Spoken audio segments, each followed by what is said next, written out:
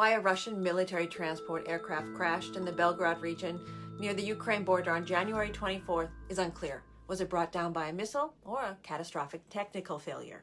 I'm Dr. K. I'm a political scientist who looks at how information is shared. And like in the past, I'm going to take an example from current events and point out what you should be watching for. Russian officials say the downed plane was hit by a Ukrainian rocket, killing Ukrainian prisoners of war who were traveling to Moscow for the first leg of a prisoner exchange. These statements are unverified, and that's the first thing you should be listening for. In dangerous situations like the Kakhovka Dam being blown in June 2023 or missiles hitting a hospital in Gaza in October 2023, early reports of events are unverified. On social media, breaking news, ask if the source is trying to get it first or get it right. It's important to point out that in a conflict or a war, information is highly contested and propaganda is used by both sides. So you need to evaluate claims and consider them in the context of the bigger situation, including the source of the information and the available evidence. Why do governments give out fake news? Well, one reason is they're shifting the blame. By accusing Ukraine of shooting down a plane with its own POWs, Russia could be attempting to shift the blame for any harm that comes to Ukrainian prisoners of war.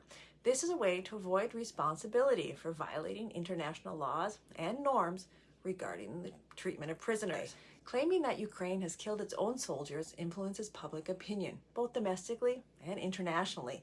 By portraying Ukraine as reckless or inhumane, Russia could be trying to justify its own actions or undermine the important international support for Ukraine.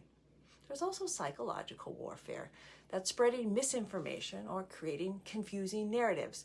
With so many versions of a story, people don't know who to believe. And social media allows that people who are behind the propaganda to pick a narrative that's getting the most traction and expand on it. Is what's happening distracting from other issues? Check out what's happening in the Russian aviation industry right now because of the sanctions. Could the cargo plane have crashed? Would admitting that be the same as admitting the sanctions against Russia are working? Is the heat still out in parts of Moscow? With the wives of Russian soldiers starting to protest and the Russian presidential election in March, could this further justify Russia's war in Ukraine? This could also be a test of the international response, a way to gauge the reaction of the international community. Who's outraged? Who's sending thoughts and prayers? And who's demanding what? Right now, concerning this plane crash, there are plenty of experts and not so expert people breaking down flight manifests, flight tracking numbers, and bot activity on social media.